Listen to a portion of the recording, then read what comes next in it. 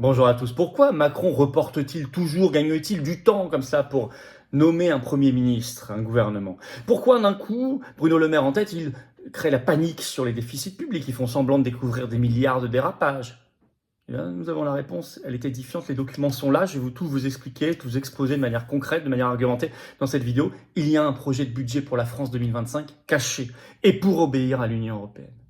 Avec l'hyper-austérité à la grecque, vous allez voir, il y a même un détail de mesure qui est déjà écrit, et ils veulent que le prochain gouvernement technique ou pas, n'ait absolument pas le temps, que ça soit irréversible, qu'on remette les documents budgétaires à Bruxelles, vous savez, c'est la mise sous tutelle, on doit le faire à la Commission européenne avant le 20 septembre, et pour cela, cyniquement, il gagne du temps, il repousse, et il dramatise.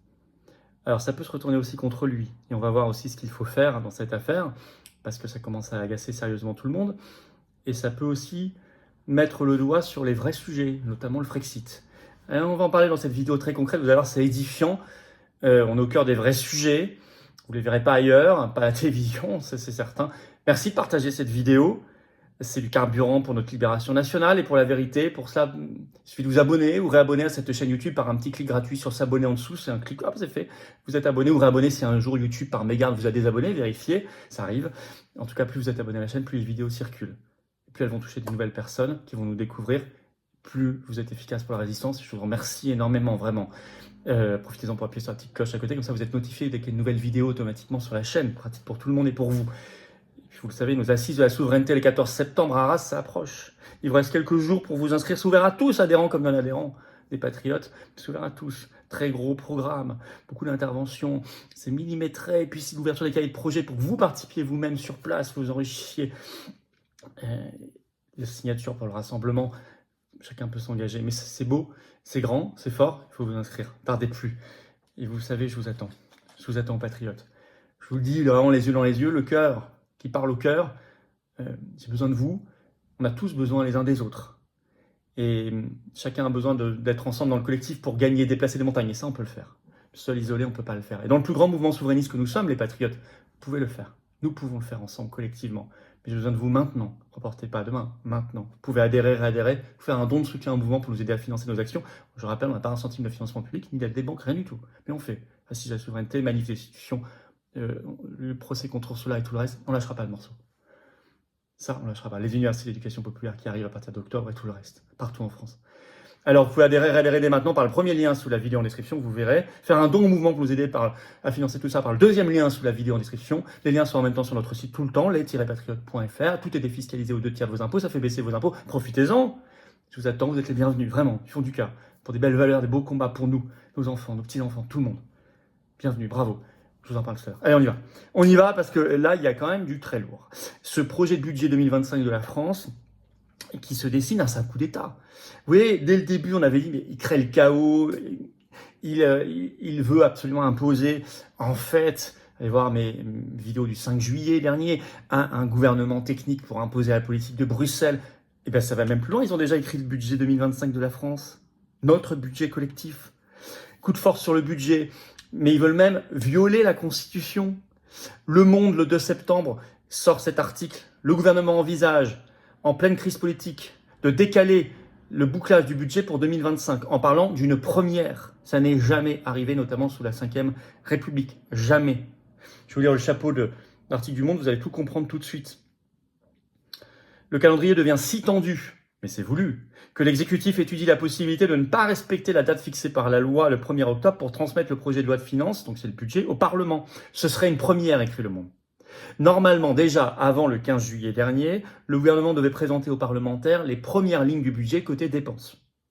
Ça n'est pas respecté, écrit Le Monde, ça n'a pas été fait. On est début septembre, on parle du 15 juillet. Et alors, certains parlementaires ont dû menacer le gouvernement, y compris de venir physiquement les chercher, pour l'avoir début septembre. Le gouvernement a dû donner un document, qui n'est pas le document officiel. Je lis, Le Monde explique.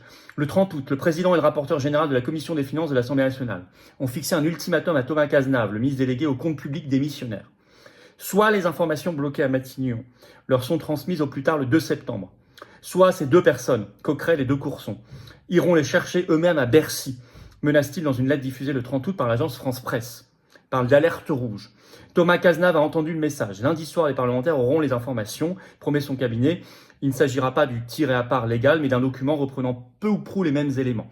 Le tiré à part, c'est le nom officiel de ce document budgétaire. Et effectivement, il a transmis quelque chose ce lundi soir. Alors, Le Monde écrit qu'une piste, je cite, encore plus audacieuse est envisagée. Écoutez bien. Faute de gouvernement de plein exercice en cette période cruciale pour le budget. Mais c'est voulu. C'est voulu depuis le début, depuis qu'il a annoncé la dissolution le 9 juin. Je cite, une piste encore plus audacieuse est envisagée. Elle consisterait à retarder la transmission officielle du projet de loi de finances au Parlement. La loi organique est pourtant limpide. Le projet de budget de l'année est déposé à l'Assemblée nationale au plus tard le premier mardi d'octobre de l'année qui précède. Soit cette année, le 1er octobre. En pratique, cela implique de boucler le budget avant la mi-septembre, pour laisser au Conseil des finances publiques puis au Conseil d'État le temps de l'examiner. Or, il n'est pas certain qu'un gouvernement aura été nommé à cette date, ni qu'il aura eu le temps de modifier le texte élaboré par l'équipe d'Attal. Donc, ils vont violer la loi organique. La loi organique, c'est au-dessus d'une loi, hein. Et la Constitution demande de respecter les lois organiques. L'astuce, c'est violer la loi organique, respecter formellement la Constitution, je vais vous expliquer, et compter dans ce montage abracadabra dantesque, dirait Chirac revisité, c'est dantesque. Compter sur un conseil constitutionnel conciliant comme d'habitude, qui fera passer tout ça. Je vais vous citer un extrait du Monde, vous allez comprendre. La date du 1er octobre peut-elle bouger? Oui, de nouveau, selon l'analyse de Matignon. L'essentiel est de respecter la Constitution qui donne 70 jours au Parlement pour examiner le budget et de laisser 5 jours au Conseil constitutionnel pour étudier les recours désormais systématiques. En s'asseyant de nouveau sur la loi organique, mais en suivant la Constitution. On peut ainsi déposer un budget une semaine, voire 15 jours après le 1er octobre. Bravo les débats, hein, qui vont ne pas exister. Avancent 2 sources concordantes au sein de l'exécutif.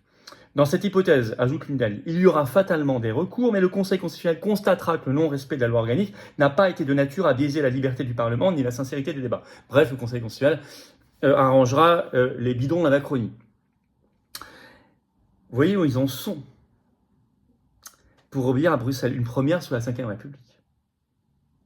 Alors, le Huffington Post, le 3 septembre, sort une analyse qui n'est pas différente. Le titre, en l'absence de gouvernement, le budget 2025 pourrait-il être reporté? Le Huffington Post écrit face au chaos politique, mais le chaos est organisé. Alors certains parlementaires quand même, ils sont en vacances, mais bon, certains commencent à s'en rendre compte, et on parle bien de la pression européenne derrière. Écoutez cet extrait du Huffington Post. Seul hic, la crispation probable des parlementaires. À force de procrastination, le président de la République fait n'importe quoi, enrage le président PS de la Commission des finances du Sénat, Claude Raynal, sur Public Sénat. C'est inacceptable sur le principe. Le sénateur de Haute-Garonne estime que les lois organiques, c'est à Macron de les défendre. Certainement pas de s'asseoir dessus. Or, je vous ai dit, ils vont la violer. En attendant, le président est occupé à trouver un Premier ministre qui puisse, dès sa prise de poste, s'atteler au budget, sortir le pays de la période de cacophonie et d'inconnu dans laquelle il est plongé depuis plusieurs semaines. Entre dérapage et procédures européennes pour déficit excessif, le temps presse. La question européenne est posée. Vous allez voir qu'en fait, elle est l'éléphant au milieu de la pièce. Car se préparent des mesures chocs, comme ils disent eux-mêmes, et une dramatisation volontairement organisée. Je rappelle que nous devons remettre notre document pour les 4 prochaines années de politique de la France à la Commission européenne d'ici le 20 septembre, du fait de la procédure de déficit public excessif lancée en juillet. Révélation par une grande enquête dans les Échos ce 3 septembre. Le titre, budget. Les mesures chocs qui s'offrent au gouvernement pour reprendre le contrôle du déficit. J'aime bien la formulation. Qui s'offrent au futur gouvernement. C'est pas qui s'offrent. C'est qu'ils seront imposés au futur. C'est une manière de féminiser les choses. Les Échos, donc, ils crachent le morceau. Ils attendent plus de 100 milliards d'euros d'économies, d'austérité, dont des hausses d'impôts, demandées par l'Union européenne d'ici quelques années. Alors, je vais vous lire un premier extrait des Échos. La nouvelle dérive des comptes publics impliquerait désormais plus de 100 milliards d'euros d'économies en 4 ans pour respecter les règles européennes. C'est écrit, c'est bien pour respecter les règles européennes. Dispositifs médicaux, aide aux entreprises, absentéisme des fonctionnaires, alternance, les revues des dépenses lancées par le gouvernement démissionnaire, que les Échos ont pu consulter, je vais vous donner le détail, vous allez voir, laissent entrevoir plusieurs milliards d'euros d'économies possibles rapidement. Alors, les Échos écrivent, le futur Premier ministre aura-t-il le choix? Tout est dit là-dedans, tout est fait pour qu'il n'ait pas le choix. Et probablement qu'ils nommeront un truc pseudo-technique ou un gouvernement technique ou quasiment pour que ça, ou de fait, même si on dira qu'il est politique, pour que ça passe. Alors les Échos écrivent en sous-titre, en gros, la vigilance de Bruxelles. Donc, c'est totalement ça, avec une dramatisation orchestrée volontairement par Bercy. Je vous lis un extrait. Les documents budgétaires envoyés lundi soir aux parlementaires montrent que la pente reste désespérément raide et glissante. Une note réalisée cet été par la Direction générale du Trésor indique que le déficit risque à nouveau de dériver. D'abord à moins 5,6% cette année, contre moins 5,1% attendu, puis encore à moins 6,2% l'an prochain, si aucune mesure corrective n'est prise. En continuant de tracer cette ligne, les experts économiques de Bercy tapent sur moins 6,7% en 2026. Cela dit bien l'ampleur de la marche pour atteindre l'objectif de moins 3% en 2027, qui reste celui que la France a promis à ses partenaires européens à ce stade. Et donc on va encore plus loin, puisqu'est sorti, Le Monde a sorti, ce 3 septembre, je cite, « Même le respect minimal des règles européennes nécessite de trouver 30 milliards d'ici 2025 et 100 milliards en 2028 », écrit le Trésor dans une note consultée par Le Monde. Donc, ils font fuiter des notes apocalyptiques, sans jamais d'ailleurs parler des vraies solutions, moi je vais en reparler dans un instant, pour imposer de fait, regardez, on est obligé, et on est obligé d'obéir à Bruxelles et faire l'hyper-austérité. Et en plus, le gouvernement n'aura pas le temps, puisque Macron traîne volontairement exprès pour le faire. On se demande donc si tout l'épisode de la dissolution programmée depuis le 9 juin, au moment budgétaire, et que vous avez analysé dès le soir du 9 juin, j'ai dit attention, ça tombe au moment où on réalise le budget. C'est quand même un choix particulier, mais c'était voulu. On se demande si cet épisode de la dissolution, dès le départ, n'était pas fait pour arriver où nous en sommes aujourd'hui et imposer ce budget européiste. Dans un grand cynisme et un grand coup d'État. Vous retrouvez le chiffre, je viens de vous le citer dans Le Monde, les 30 milliards d'euros d'économie en 2025. Vous prenez une vidéo que j'ai faite en septembre 2023, qui cite un article d'Euractiv, l'Institut Bruegel, qui dit « Les nouvelles règles européennes applicables depuis le 1er janvier 2024 », le pacte budgétaire, obligeront pour la France à 30 milliards d'économies en 2025. On retombe maintenant sur ce chiffre officiel du gouvernement. Et Bruegel disait, pourtant c'est européiste, c'est irréalisable pour la France, c'est irréaliste, c'est une folie, ça tuera la France. Allez revoir tout ça. Je vous le reciterai s'il faut dans le direct de vendredi. Oui, en direct à 19h ce vendredi, 6 septembre, vous savez, sur cette chaîne, ça va être un sacré direct, soyez là. Donc voilà, je fais tous ces apartés parce que vous voyez la cohérence de tout ça. Alors, les Échos écrivent toujours. Donc, il y a l'hyper-austérité derrière la grecque, 110 milliards d'euros exigés par l'Union européenne. Je vous lis l'extrait. La note du Trésor estime que ça imposerait pas moins de 110 milliards d'euros d'économies à cet horizon. Un effort inédit sous la Ve République. Même une trajectoire à minima, respectant les nouvelles règles budgétaires européennes, avec un ajustement de 0,7 points de PIB par an, réclamerait 30 milliards d'économies dès 2025 et 100 milliards d'ici 2028. Elle impliquerait un déficit de 5,2% en 2025, une hausse du ratio de dette jusqu'en 2027, un retour du déficit public sous 3%, mais en 2029, un horizon qui risque d'être jugé trop lointain par la Commission européenne et le Conseil européen, relève le document. On est complètement sous tutelle, volontairement. Alors, les Échos ajoutent, il va falloir un cocktail entre hausse des impôts et baisse des dépenses, reconnaît un responsable macroniste de premier rang, je cite. Alors, ils ont déjà leur liste. Baisse des aides aux entreprises. On imagine bien, ça veut dire surtout aux TPE, PME. 450 millions d'euros de crédit en moins pour le crédit impôt recherche. L'innovation. Augmentation des taxes sur les biocarburants. Moins de produits qui auront un taux réduit de TVA. Donc augmentation de la TVA sur pas mal de produits. Baisse des crédits pour l'apprentissage. Les jeunes notamment. Hausse de la franchise médicale. Et même, ils ont pensé un temps, des économies sur l'armée, la sécurité et la justice. Pour l'instant, ils disent non, ça on le fera pas, on verra. Et bien sûr, tout ça, il faut une pincée de dramatisation. Donc, vous avez Dépêche AFP le 2 septembre, le titre « 16 milliards d'euros d'économies sont nécessaires selon Bruno Le Maire ». Il aurait soudainement découvert un dérapage de 16 milliards d'euros d'économies, 16 milliards d'euros, dans les dépenses des collectivités locales. Je vais vous citer un extrait de la Dépêche AFP. Je la trouve passionnante cette vidéo parce que c'est une vraie enquête.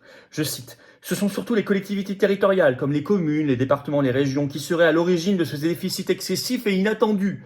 Ce surcroît de dépenses découvert seulement cet été pourrait dégrader les comptes 2024 de 16 milliards d'euros par rapport à la trajectoire de déficit envoyée à Bruxelles toujours au printemps. » Bruxelles revient partout. Comme si Bercy allait découvrir 16 milliards d'euros l'été d'un coup comme ça. Ça n'est pas crédible une seule seconde. Ça, c'est de c'est de la dramatisation orchestrée. C'est de la com.